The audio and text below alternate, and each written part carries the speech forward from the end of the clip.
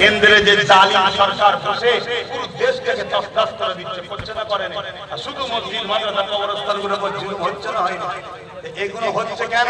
আমরা মসজিদ মাদ্রাসার এই শিক্ষাটারও দরকার আছে না? না, ওকে কামারের সামনে বসে ইংরেজরা উঠিয়ে দিল। আজ তোমায় মারাচ্ছে, তোমাকে দিয়ে আমায় মারাচ্ছে।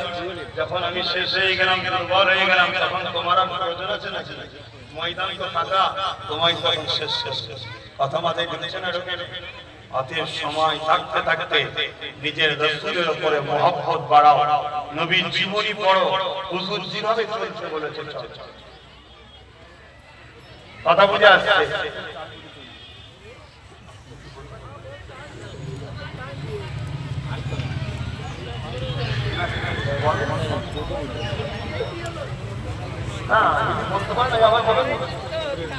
আজ তো ভাই অনেক জায়গায় সমস্যা হয়।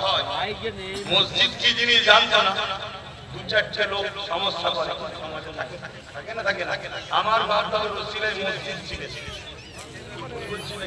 কিন্তু অনেক জায়গায় সমস্যা হয়। সেই সমস্যা আমি বাড়াতে চাইছি। তোমরা যদি বলো যে 4টে 15ই নয়, 4টে হবে 4টে, যদি বলো না 40 হবে 40, যা হবে তাই, আমার কি আছে?